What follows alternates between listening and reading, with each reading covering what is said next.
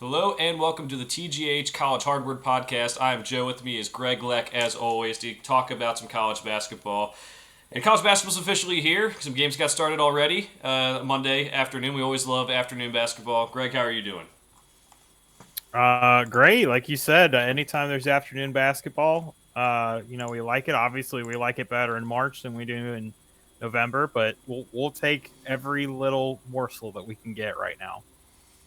Oh, absolutely. It's always fun seeing the logos of the different teams playing and just having it available if you're working, just having that on a side screen or something, watching all the games, even if it isn't the biggest teams playing. It's always good to watch something else rather than just binging Netflix all the time or doing that all the time. So, let's get it started here. We have the first thing we're going to talk about, Greg, is that the biggest news out of college basketball world in the past week and a half since we last recorded is Bob Knight passed away. This is a coach who's had a storied career, but also some issues along with it. There's been some good stories, but just wanted to mention that, Greg. Any thoughts on Bob Knight from what you remember when you were growing up? When he was still coaching.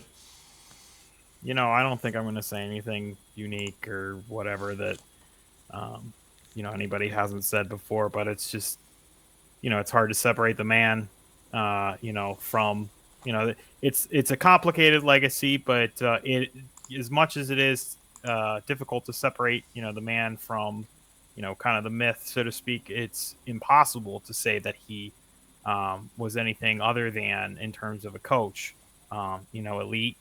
I off the top of my head, how many coaches can we think of that have three titles? I mean, that puts him in elite company right there. Um, Obviously, everything is going to come with that asterisk, so to speak. But Joe, what are your thoughts? Yeah, a coach who, like I said, has the issues, but just from a pure basketball standpoint, he's one of these guys where he was the Indiana program. He's what made them a blue blood back when they were a blue blood. And now we're kind of looking at, like, for the past, I don't know, 20ish years is Indiana blue blood, and I think a lot of it has to do with just it was him. And I think, in the same regard where there are programs where it's maybe one coach who has done something significant at a program, like Duke with Coach K. Now we're wondering, can John Shire be that next guy, or UCLA with John Wooden with all those titles. It's they haven't had as much success since, and I think that's notable to say when you have a coach who is top five all time, like a John Wooden, like a Bob Knight, like a Coach K.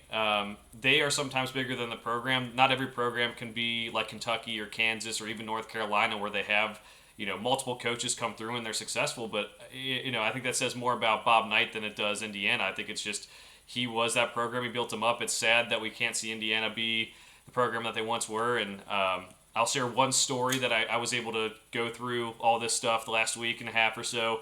Um, the biggest lesson he said about coaching, Greg, was he was at a coaching clinic and he found I guess what he determined was a chubby kid and said, go run around a lap around this thing and then go touch that door handle, go jump up and touch that door handle or whatever. And the kid did it. He barely touched the frame of the door or whatever. And he said, you want to know about coaching? This is all you got to know. And he put a $20 bill like 3 inches above where the kid's hand hit. And the kid did it again, and he hit the $20 bill and grabbed it. He said, all you need to know is motivation. So he definitely knew how to get the most out of his players. He's not a guy I think you can look at his whole career and be like, that's a role model, but he was a very good college basketball coach. And like I said, when you get these guys who are bigger than the programs themselves, it can really transcend what they're doing. So, rest in peace, Bob Knight. We'll see what happens later on this year. I know Indiana probably will have something for him, and maybe not Texas Tech. We didn't spend too much time there, but Indiana will definitely do something for him. As I think they were kind of mending fences. It didn't end well there. So.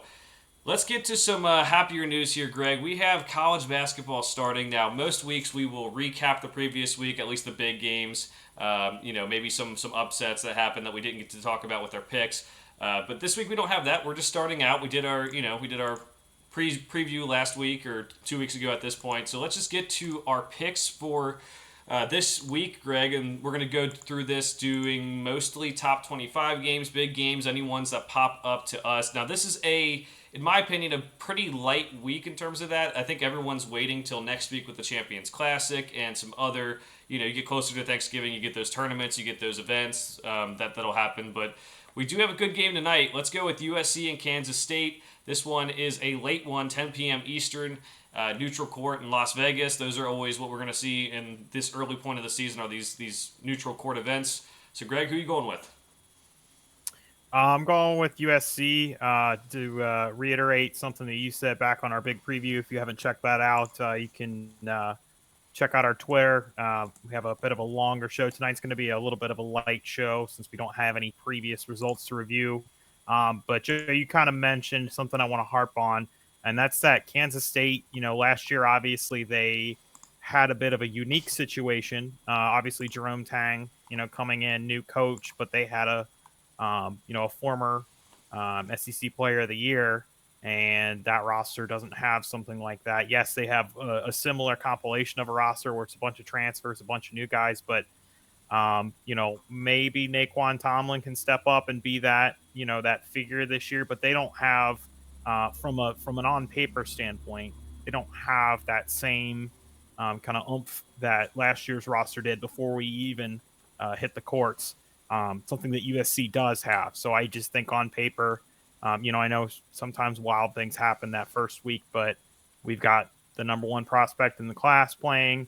UC's got, plenty of talent, neutral court, not really anything moving the needle for me over to Kansas State. Yeah, you can talk about Jerome Tang, but Joe, are you picking? Who you picking? I'm taking USC if it wasn't clear, but who you taking?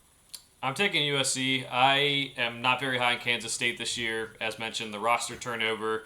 I don't think they're a tournament team this year. Just they lost so much from last year's team, and they did get some good guys in the portal like Tyler Perry, not the guy who's the comedian, but the basketball player from North Texas. But they also in this game, Naquan Tomlin is not going to be playing. He's suspended indefinitely. So Jerome Tang even said if he comes back this year, we'll accept it, but we're not expecting it. So it seems like a pretty serious situation. I'm not very high on them to start with. I'll go USC, who I'm not as high as some people are. I think we still need to figure out Andy Enfield, how he's gonna manage these guards that he has. Isaiah Collier, Boogie Ellis. Just gonna have to see what happens with these guys before you can really put all your eggs in the basket. But I do think because they do have Boogie Ellis, who's been there before, I'm gonna take them in this neutral site event. And Kansas State, just too many new people in the same spot. Joe, we do have to at least. I know it's been a saga, but we have to touch on Bronny. Everything I'm reading says probably it would be extremely unlikely for him to be available tonight. Probably looking in the next couple weeks, if not, maybe around conference play.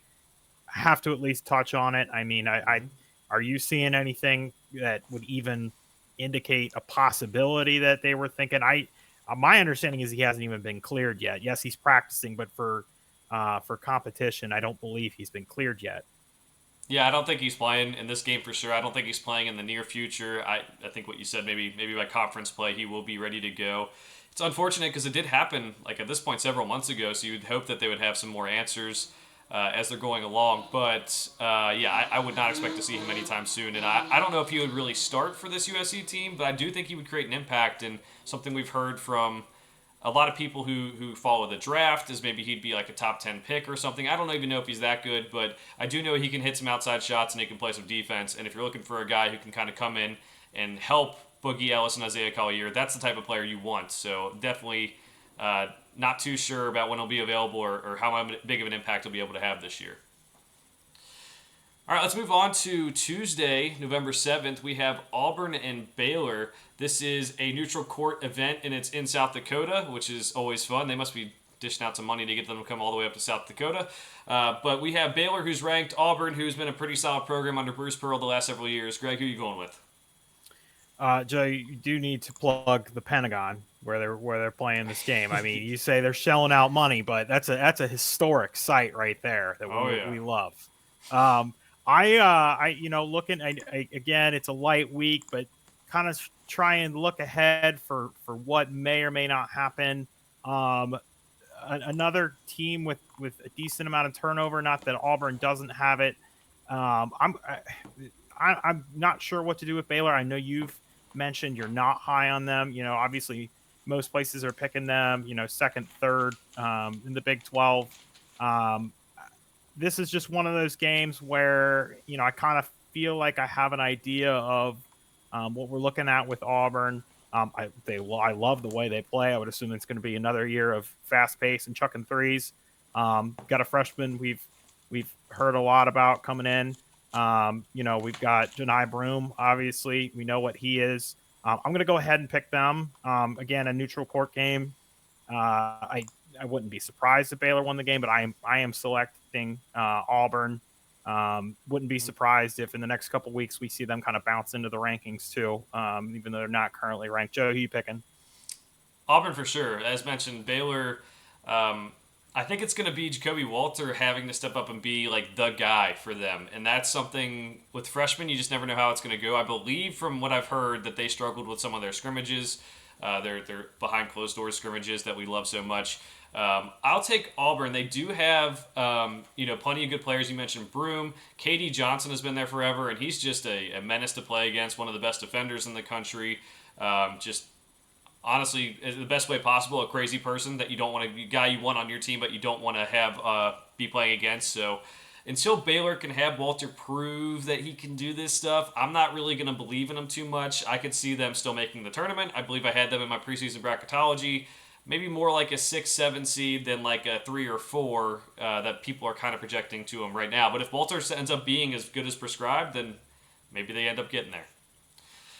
All right, one of the games you're excited for, Greg. This one is on the 9th. It is the Greg special. He likes his teams out west. New Mexico and St. Mary's. St. Mary's is ranked right now. This one is at St. Mary's. It's a late night game at 10 p.m., but it's definitely one worth watching if you like to look at some of these mid-major teams that maybe could go on a run in March. Drink your coffee, drink your Celsius, whatever that gets you up to 10 o'clock, because once tip at 10 o'clock and you see Jamal Mashburn Jr. step on the court and you see Aiden Mahaney step on the court, you're not gonna need any caffeine at that point. You just need enough to keep you awake to be that long. When we talked about our pregame or our preseason special, I had no idea this game was week 1. I didn't know they were playing each other. I do love to see that this is a true road game. We don't need to go on a tangent, but I never understand why, early season we're seeing a lot of these, bye games, and this isn't college football. You lose a game in November, number one, it probably ends up a quad 1 game if you're losing to a good team on the road anyway. I love seeing schedules like this. I'm going to go with St. Mary's. I was very high on them, in our preseason special. I like the continuity that they have. I'm gonna stick with them, but I think it's going to be a great game. It's my favorite game of the week. Of course, aside from one we're going to talk about here in a couple minutes. But Joe, what are you thinking on this one? St. Mary's too. We're agreeing too much, but I think this is it's a tough ask to have a team go on the road and play a very tough game week 1. We have all these other teams who are getting these. Kentucky's playing Texas A&M, Commerce. This week they're going to be fine again in that game. Like, it's going to be okay. But I'm thinking Aiden Mahaney will be the best player on the floor, and I will take those chances of having him and having it at home. If it's neutral site, I might go the other way. If it's at New Mexico, I'd probably go the other way. This spread will be close. I don't know exactly what it is right now, but I think that really does matter this early. So scheduling matters for all those ADs out there. Try to get some good games on your schedule, especially if you're mid-majors like these teams as well. Like St. Mary's has been a team in the WCC that hasn't been able to schedule as well as like Gonzaga has, where Gonzaga travels all over. So this game could be very important to their tournament chances. It could come down to, if they're on the bubble, which I expect them to be a little bit better than that, but it could come down to, hey, they beat New Mexico, ended up being a quad 2 win. I mean, it's just they don't have many opportunities for that in the WCC. So I'm going St. Mary's as well, and I think that could really be a big thing for them as one of the premier games of the first week of college basketball. Maybe not one that people are really expecting, but at least that we talked about and highlighted for them. Move on to Friday. It is Arizona and Duke. This is the best game of the opening week of the season. This is at Duke, which is, again, another campus game. It's kind of fun to watch a team like Arizona go all the way to Duke. A lot of changes with these two teams over the past year, the offseason and everything. So a lot up for grabs here. Greg, who are you going with? I'm gonna go with Duke. I would think you might be picking the same, and I know you said we're agreeing a lot, but I am interested to see. I think we both know that if Caleb Love, in his new era and is joining Tommy Lloyd, if he's, uh, whether he's Jackal or Hyde, is gonna very much could decide the outcome of this game. This is another one that, yeah, I'm gonna pick Duke. It's at Duke. It's in Cameron Indoor. Tough environment to play with. Play in week one. Tommy Lloyd's still kind of putting a new crew together. I'm gonna go with Duke, but another game that I wouldn't be surprised if it went the other way. Very much your X factor, probably Caleb Love. Joe, what are you thinking? Definitely the X factor for Arizona. I'm going Duke as well. They're a very well put together team. I think John Shire's done a good job at least putting the team together. I think there's still a lot to be said about his coaching. He has to kind of prove himself there still, but put together a good roster. I'm looking for. I know I mentioned this in our preseason show.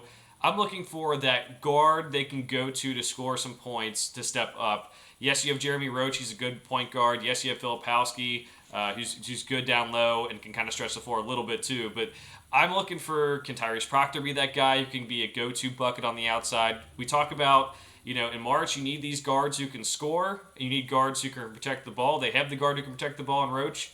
Can you get that guard who can go get you a bucket when you need one? I don't know if they have that on the roster right now. I think they have some good freshmen who could develop into that. I'm watching that all season. I think Arizona has had just too much roster turnover. Pretty much right now, I think to really pick them in a game like this, they could be a team that down the stretch gets a little bit better and be a team that I could pick in a game like this. Next one up, a game that we possibly could be going to. I would say 99% confirmed, probably going to.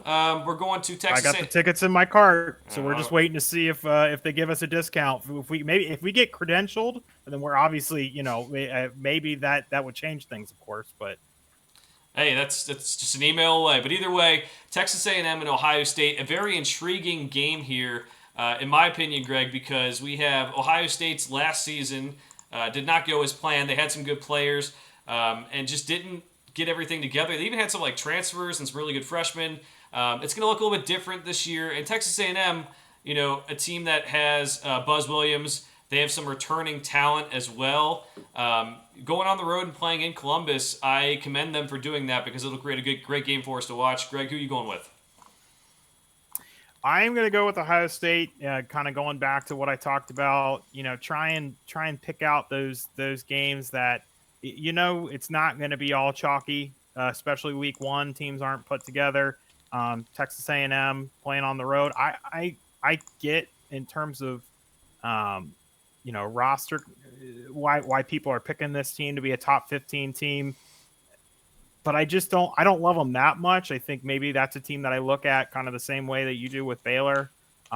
Maybe they will be a top 5, top 10 team this year. I don't know. But early game in terms of in the season, on the road, first, that's not their first game of the year, right? They're playing, I think you said Texas A&M.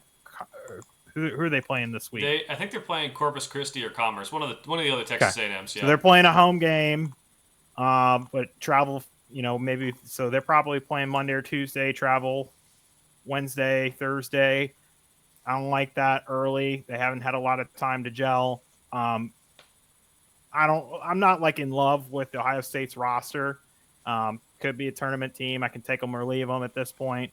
We got some names that we've heard. We've heard some Scotty Middleton. We've heard some Devin Royal. We know what they got coming back. We know this is a big year for Chris Holtmann. He's got a little bit of that hot seat talk, and I can't recall if we mentioned that when we talked earlier this year. But I'll go with Ohio State. Not on a ton of substance. Just something fluky's going to happen. I'll pick a team on the road early in the year to lose. Joe, what are you thinking? There we go. Finally disagree on a game. That's what makes the pod great. Two smart minds, but sometimes can disagree. I'm going Texas A&M. I think Wade Taylor is one of the best guards in the country. I think while he is getting in these All-American teams, and we talked about that a little bit, I still don't think he's getting the love he really needs. And real quick before I go on to my next point, Texas A&M Commerce plays Texas A&M and then Kentucky on the road. So God bless them this week. They're probably making a lot of money for their program. But not just Wade Taylor. I like Tyrese Radford. I like some of their big guys as well. I like Buzz Williams, having built up this program for a couple of years now. Ohio State, I think they can be better than they were last year. I think they can bounce back. But I think it's going to take some time for them to fit all their pieces together. I think Texas A&M has more of a returning talent thing going and a leader in Wade Taylor, where Ohio State getting back a couple players is good, and even having some return from injury last year, Zed Key, it could be really huge. But I'll go Texas A&M. I think they can win on the road. I don't know. Based on ticket prices that we're seeing, not to raise the prices on ourselves, it doesn't seem like the environment will be that raucous. Just going to put that out there. So Texas A&M. Next one up, we have a second to last pick here, Greg. We have Tennessee and Wisconsin. This is on November 10th at 9 p.m. at Wisconsin. Team that Wisconsin returns a lot of talent. Tennessee brings some more talent in and returns some talent. And Tennessee kind of made the headlines in terms of the preseason scrimmages. They kind of were the team to kind of watch out for. Who you going with? Joe, I just want to bring up, you just mentioned preseason games, and earlier today you mentioned you'd rather kick rocks than talk about, this is an exact quote, I have it on my phone, we can show it if need be. I was going to bring it up if you didn't. So I did get a chance to watch Tennessee, Michigan State. I texted Joe some of my thoughts on that. I don't care about the result. I think that this team is going to be a monster, especially once they get Zakai Ziegler and Vescovi back. Is there any word on? I know Vescovi's was at home at the time of the scrimmage. Is he here for this game? Have you heard anything? He's back, and I think they said he's available. I don't know how much he's going to play, so we'll see. Well, I am picking Tennessee regardless, whether Vescovi plays. And I think there was even some controversy last year about everybody said they were saying his name wrong. It's Vescovi, or I don't know. We're going to say Vescovi and assume we got it right.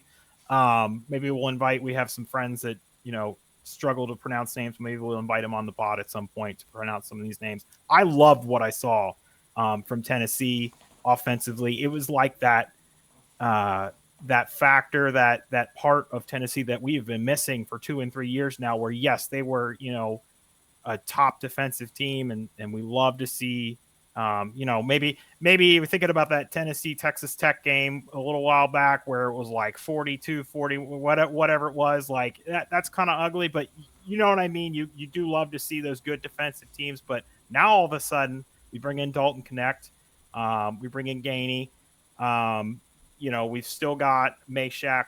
Still got Jonas Adu. There's a lot to like about this team, and I will be completely honest. I was not that high on this team until I got that opportunity to watch them. I, saw them, as a top 15 team in a lot of polls, and I wasn't really seeing it. And even without the players that they're missing right now, Joe, I'm picking Tennessee, and I like them to be a very good team this year. Obviously, I think once they get ZZ back, they'll be looking at, obviously adding another ball stopper, maybe being even more of a juggernaut. Joe, what are you picking in this game? Oh, this is at Wisconsin. I can't remember if we said that. So it is a road game for Tennessee. Oh, it is, and it's the Kohl Center's a tough place to play, if anyone will tell you that. But I'm going Tennessee. I'm very high on them. I believe top 10 in my preseason, top 25. Vescovi, however we're gonna say it, he's got to. If you have a name like that, you gotta make it clear. He has not made it clear through 8 years of eligibility, it seems like. So that's on him, not us. But he's been a good leader for them. He's played on ball. He's played off ball. I like what he's done there. So him returning is huge. Zakai Ziegler, I've said before, I thought he's the best on-ball defender in the country last year. I know some other people liked the guy from UCLA, but Zakai Ziegler, I think, was the best on-ball defender. They bring in some transfers. They got guys like Josiah Jordan-James, who's just like kind of a leader as well. I think Tennessee can make a Final Four. I don't know if they will. It just seems to be like a hump they can't get over. They've had several good teams in the Rick Barnes area and the Bruce Pearl era. I don't know about that, but I do think they can win this game. Could see that maybe being a letdown. Like, they did get a little bit of hype after the preseason. I said I didn't want to recap preseason games. I'd rather kick rocks, but because they don't matter. Illinois, Kansas didn't matter. It's stupid. But Tennessee, I think, can go on the road and get the win. Very, very good team. Wisconsin, I think, will be able to bounce back because the Big Ten will have plenty of good chances for them to get quality wins. All right, the last one we'll take is also on November 10th. We have Yale and number 11 Gonzaga. This one is at Gonzaga, at the Kennel. A game that maybe is a podcast special because we talked about Yale in the preseason preview, but one that we thought we'd mention because there are fewer games in this week. Joe, I'm going to pick Gonzaga, and I did, of course, put this game on our slate. Wanted to give you an opportunity to tell us a little bit more about Yale. I won't take up more time. This is the team. This is a game where you're definitely the one that knows more about both teams than me. So I'll go ahead and let you give us your pick and give us your insights. I mentioned I'm pretty big on Yale. They return a lot of talent. They actually bring in a transfer that just adds to the fold when you're talking about schools that usually can't do transfers physically. They're not allowed to. Gonzaga, I'm a little concerned with to start the season. I don't like their depth as much as most years, especially guard depth. They just don't have what I would call maybe championship level depth. I would be very surprised if Gonzaga goes to a Final Four. I'd be very surprised, if they're just totally dominant like they have been in past years. I still think they win the WCC, but I do think this is a game where first half Yale keeps it close. Plays the smart Ivy League basketball, and then they can pull away. The Gonzaga can pull away in the second half. Now, this is still an Ivy League team. They're not going to be like the Harvards of maybe 8 years ago where they got like a 12 seed. It's probably going to be a 13 or 14 seeded team, but we've seen, last year Princeton get a big upset win, right? So I think this is a team that could be a 13 or 14 seed, get a win in the tournament. I think players that you could need to know, Matt Noling, got in my notes right here, could be the player of the year in the Ivy League. I don't know how he's going to do in a game against Gonzaga, but if they get a good matchup in the tournament, yeah, I could see them winning a game or two. So that's why I mentioned him in the preseason pod. I figured, we give all the love to the big schools, but I'd give little old Ivy League school a chance there. So, Greg, let's close this one out. You have one more point you want to make, one more closing thought you want to have for the college basketball week. You talking just in general or the thing I have? The thing you have. Okay, all right. I told Joe, I said, if we're going to be a college basketball podcast, we should definitely mention to you guys, even if they're not, the most highlight games when we're going to games. Joe and I have talked about going to a Wright State game this year. We'll share our ties to that when that time comes. But tonight, my wife is a UD grad. We're going to UD and SIU Edwardsville. I'll go ahead and just to give a little. I'll be betting on Deron Holmes to get a double tonight. We'll be betting 15 and 10 from Deron. I will find a book that has it and I will bet it. Just excited, to actually get to go to an opening day game, and then still by the time I get home, get to watch USC and Kansas State. So good that we get to go to a 7:00 game, and then that USC Kansas State isn't on until 10. So Joe, any parting thoughts? Any closing statements? You turned me down for coming to this game. I told you we had a free ticket, and you said no. I guess you don't want to see SIU Edwardsville, or you don't want to see Deron or Kobe Elvis. How could you turn down watching a guy with a name like that? Well, SIU Edwardsville almost ruined a party I had last year when they almost knocked off SEMO. That's correct. So I completely forgot about that. Got the whole party to bet on SEMO, and we all went nuts when they were able to win. But should be a good game there for you to watch. At least a good opener, and maybe more competitive than other openers that you see. I have to mention that I may be going to a game tomorrow. NKU? No, I really don't think this is going to happen. Okay. I'm going to Georgia for 24 hours. That's right. Yep. Yeah. So Joe's got family in Atlanta. So just helping. I guess there's a specific event that my family needs to go to. I'm able to work from the car, so I'm going to try to go. And I don't think this is going to work out because we are there for such a short amount of time. But my brother lives in Atlanta. He is 11 minutes away from Kennesaw State, and they're hosting Oakwood, who is not a Division I team. But, if we get down there and decide we want to get in the car one more time after we drop everything off, then we could be watching Oakwood and Kennesaw State. Obviously had the tournament last year, but a lot is changing for Kennesaw State, so that would be fun. I'm on a mission to see every college football stadium, every college basketball arena. I don't know if I'll ever get to it, but it's always good to start somewhere. And we'll be starting Friday for sure after you go to the game in Dayton this week. It's my turn to remind everyone before we log off here to like and subscribe on YouTube, on Apple, on Spotify, wherever you get your podcast. We should be up there. Like us on Twitter if you have anything to say. We'll be tweeting along with college basketball season at our accounts that are listed there and on the TGH College Hardwood Pod. For now, thanks for watching. We'll see you guys next time. See you guys.